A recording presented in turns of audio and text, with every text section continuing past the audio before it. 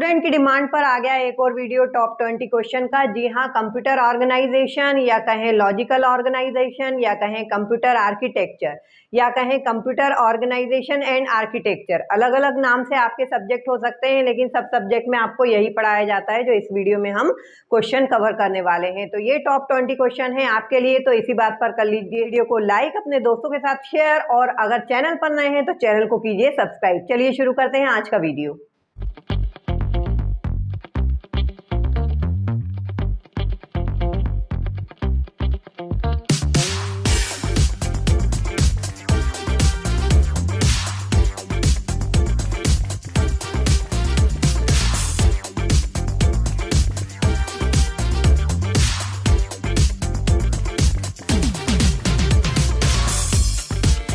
तो बात करते हैं फर्स्ट यूनिट की, जिसमें हम डिजिटल इलेक्ट्रॉनिक्स का बेसिक पढ़ते हैं। मतलब हम पढ़ते हैं नंबर सिस्टम, मतलब हम पढ़ते हैं one's complement, two's complement, binary code, Gray code, ये सब डिजिटल इलेक्ट्रॉनिक्स में भी पढ़ा जाता है। ठीक है, जो कंप्यूटर आर्किटेक्चर सब्जेक्ट होता है वो डिजिटल इलेक्ट्रॉनिक्स का ही आगे का सब्जेक्ट होता है। जब तक हम डिजिटल इलेक्ट्रॉनिक्स के कॉन्सेप्ट क्लियर नहीं करेंगे, हमें कंप्यूटर आर्किटेक्चर समझ में नहीं आएगा। इसलिए कंप्यूटर आर्किटेक्चर में आधा कोर्स तो आपका डिजिटल इलेक्ट्रॉनिक्स का ही होता है, जिसमें हम फ्लिप फ्लॉप भी पढ़ लेते हैं, कॉम्बिनेशनल, सीक्वेंशियल, काउंटर, रजिस्टर सब पढ़ लेते हैं, के-मैप सिंप्लीफिकेशन, जो कि हम डिजिटल इलेक्ट्रॉनिक्स में भी पढ़ते हैं। ठीक है, तो यहाँ तक तो जो क्वेश्चन आपको डिजिटल इलेक्ट्रॉनिक्स में पूछे जाते हैं वही कंप्यूटर आर्किटेक्चर में भी इंपॉर्टेंट है। जैसे क्वेश्चन नंबर 1 हमने लिखा है परफॉर्म 1101, बाइनरी है ये 0011, माइनस करना है इसमें, और यूजिंग टूस कॉम्प्लीमेंट सब्ट्रैक्शन मेथड। ठीक है, तो यहाँ पे टूस कॉम्प्लीमेंट सब्ट्रैक्शन का यूज करते हुए हमें ये परफॉर्म करना है। यहां पर हम और क्या क्या पढ़ते हैं, बाइनरी कोड्स पढ़ते हैं, जितने भी कोड होते हैं, जैसे बीसीडी कोड हो गया, ग्रे कोड हो गया। ठीक है, तो ये सब कोड भी आपको यहाँ पर पढ़ के जाना है। 2 नंबर के क्वेश्चन में आपसे पूछा जा सकता है, अगर आपकी यूनिवर्सिटी में 2 नंबर वाले क्वेश्चन आते हैं तो कोड का भी आइडिया आप लेकर जाइए। ठीक है, फिर हम आते हैं सेकंड क्वेश्चन पर, explain various logic gates with truth table. है ना, तो लॉजिक गेट कितने प्रकार के होते हैं, बेसिक लॉजिक गेट कौन कौन से हैं, यूनिवर्सल गेट कौन कौन से हैं, ये सब हमें पता होना चाहिए। उसका ट्रूथ टेबल और वो कैसे काम कर रहे हैं, उसका डायग्राम, नीट डायग्राम के साथ यहाँ पे आपको एक्सप्लेन करना है।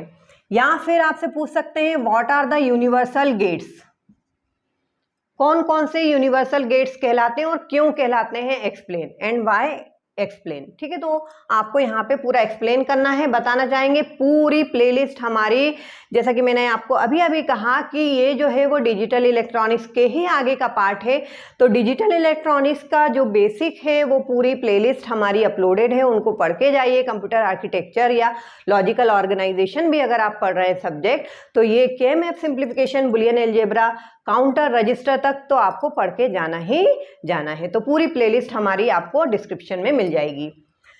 What is number system, explain its types. तो नंबर सिस्टम क्या होता है, कितने तरीके के होते हैं, बाइनरी, ऑक्टल, हेक्साडेसिमल, तो डिफरेंट टाइप्स के नंबर सिस्टम, क्यों आया नंबर सिस्टम, इसके लिए बहुत अच्छा वीडियो हमारे चैनल पर अपलोडेड है।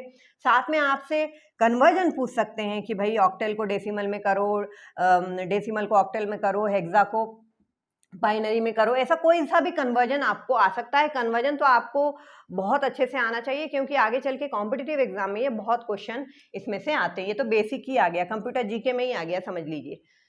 फिर क्वेश्चन नंबर 4 है सॉल्व विथ के-मैप। अब के-मैप यदि आपके सिलेबस में है तो होता ही है, डिजिटल इलेक्ट्रॉनिक्स में भी होता है और कंप्यूटर आर्किटेक्चर में भी होता है। तो के-मैप को तो छोड़ना नहीं है, बिल्कुल नहीं छोड़ना है, इसका एक क्वेश्चन तो आपको आना है। ये तो मैंने सिंपल सा क्वेश्चन लिखा है, लेकिन थोड़ा सा कॉम्प्लिकेटेड भी आ सकता है, डोंट केयर कंडीशन के साथ भी आ सकता है। तो ये वाला पार्ट जो है K map simplification, min term, max term क्या होती है, ये सब आपको यहाँ पे क्लियर कर लेना है। इसके साथ ही आपको यहाँ पे बुलियन अलजेब्रा जो अब आप पढ़ते हैं, ये बुलियन अलजेब्रा भी इसी यूनिट में आप पढ़ेंगे। तो बुलियन अलजेब्रा में जो आपको फंक्शन दिया जाता है कि उसे कैसे सॉल्व करना है, जैसे कोई फंक्शन दिया है, suppose X dash Y Z plus Y Z plus Y dash Z, है ना, तो बुलियन लॉजिक का यूज करते हुए, बुलियन लॉस का यूज करते हुए हम इसे कैसे सॉल्व करेंगे, यहाँ पे ये भी आ सकता है। साथ में एक चीज होती है डी मॉर्गन थ्योरम, तो डी मॉर्गन थ्योरम भी इसमें आ सकता है। एक वीडियो है Boolean algebra in one video, जरूर देख के जाइए, तो आपको पूरा ये बुलियन अलजेब्रा और के मैप का भी वीडियो बहुत अच्छा है, तो दोनों ही वीडियो बहुत अच्छे हैं हमारे चैनल पर, तो देखकर जाइए, पूरा कॉन्सेप्ट आपको क्लियर हो जाएगा। यहाँ पे बुलियन अलजेब्रा भी आपको कंप्लीट करना है। आगे हम बढ़ते हैं जहां से हमारा एक्चुअली कंप्यूटर आर्किटेक्चर शुरू होता है। इसके पहले भी काउंटर और रजिस्टर हैं जिनके क्वेश्चन हम आगे लेने वाले हैं, लेकिन यहाँ पे ये जो क्वेश्चन मैंने लिए हैं, क्वेश्चन 5, क्वेश्चन 6, ये बहुत ही इंपॉर्टेंट है कंप्यूटर आर्किटेक्चर और लॉजिकल ऑर्गेनाइजेशन के स्टूडेंट्स के लिए। Explain the design of basic computer organisation, या आ सकता है आपको वॉन न्यूमैन आर्किटेक्चर को समझाइए। तो आपको कंप्यूटर का ब्लॉक डायग्राम या वॉन न्यूमैन आर्किटेक्चर जो आपका बताया गया है, जो कि हमारे चैनल पर अपलोडेड है, उसको आपको बहुत ही नीटली समझाना है, डायग्राम सही समझाना है। बहुत इंपॉर्टेंट क्वेश्चन है ये।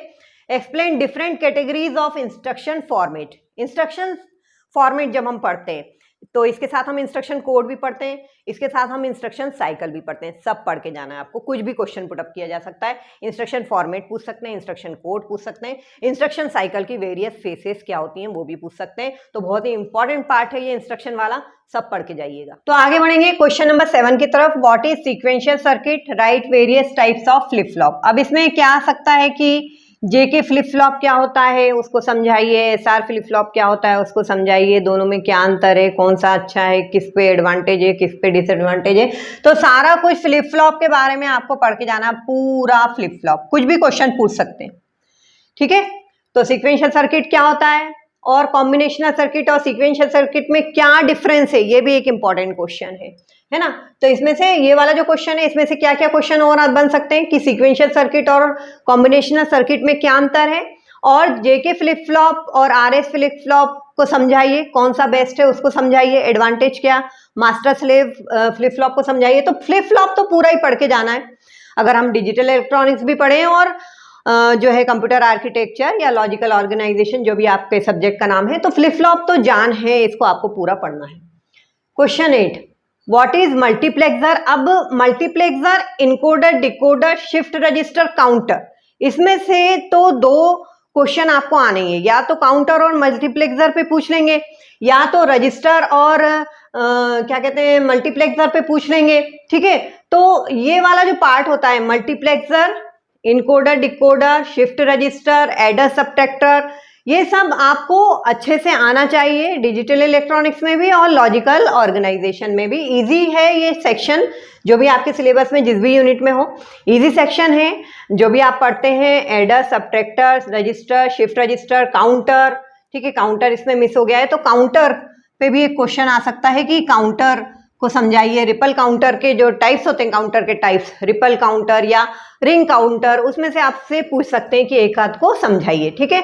तो ये भी एक इम्पॉर्टेंट हमारे टॉपिक है।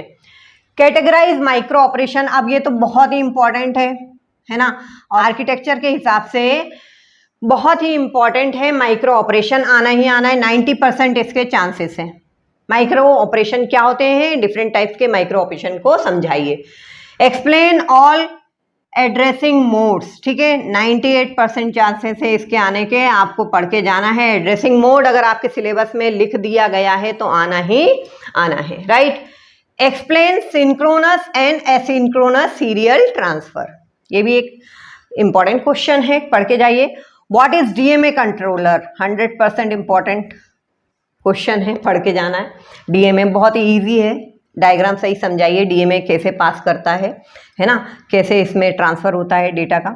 एक्सप्लेन मेमोरी हायरार्की, अब जब मेमोरी हायरार्की की बात करते हैं तो हमारे पास बहुत सारे मेमोरी के टॉपिक हैं। Explain dynamic RAM, static RAM, associative memory, virtual memory, जो आगे मैं लिख भी दूंगी। तो मेमोरी हायरार्की को समझाइए, इस तरीके से पूछा जा सकता है। या डिफरेंट टाइप्स के कैशे मेमोरी क्या होता है उसको, जो मेमोरी होते हैं डिफरेंट टाइप्स के, उसको पूछा जा सकता है अलग से, right. What are the interrupts, और इंटरप्ट की जो साइकिल होती है उसको समझाइए। ऐसा भी क्वेश्चन आपके लॉजिकल ऑर्गेनाइजेशन में या कंप्यूटर ऑर्गेनाइजेशन में पूछा जा सकता है। चलिए आगे बढ़ते हैं, और कौन से क्वेश्चन पूछ सकते हैं हमसे नाउ। अब आगे बढ़ते हैं question number 16, explain risk and six. Difference भी आ सकता है, रिस्क और सिस्क में क्या डिफरेंस है बताइए। तो ये अगर आपके सिलेबस में आया है तो आपको पढ़ के जाना है, आईएमपी टॉपिक है ये। एक्सप्लेन वर्चुअल मेमोरी कॉन्सेप्ट, जैसा कि मैंने आपको बताया मेमोरी हायरार्की में एसोसिएटिव मेमोरी, कैशे मेमोरी, इसके साथ कैशे मेमोरी भी पढ़ के जाइए, बहुत इंपॉर्टेंट है कैशे मेमोरी। ठीक है, एसोसिएटिव मेमोरी क्या होता है ये सब पढ़ के जाना है। क्वेश्चन नंबर 18, अगर आपको आपके आगे की यूनिट में ये टर्म मिलता है फ्लाइंग क्लासिफिकेशन, तो इसमें SISD, SIMD, MIMD जितने क्लासिफिकेशन दिए गए हैं सारे आपको पढ़ के जाना है। Question number 19, explain various types of parallelism. Parallelism से आप क्या समझते हैं, डिपेंड करता है अगर आपके ये सिलेबस में ये टॉपिक है कि नहीं। कुछ यूनिवर्सिटी में इन टॉपिक को शामिल नहीं किया गया है, तो देख लीजिए अगर आपके सिलेबस में है तो ये इंपॉर्टेंट है। Explain Hamming code, various error correction and detection code, ये शामिल है अगर आपके सिलेबस में, तो फिर आप हेमिंग कोड भी पढ़ के जाइए। तो ये रहे कुछ इंपॉर्टेंट टॉपिक कंप्यूटर ऑर्गेनाइजेशन के। तो मुझे लगता है कि बहुत हेल्प होने वाली है आपकी। इसी बात पे वीडियो को कर दीजिए लाइक, दोस्तों के साथ शेयर, एक बार फिर से कह रहे हैं, और नए चैनल पे हैं तो चैनल को कीजिए सब्सक्राइब।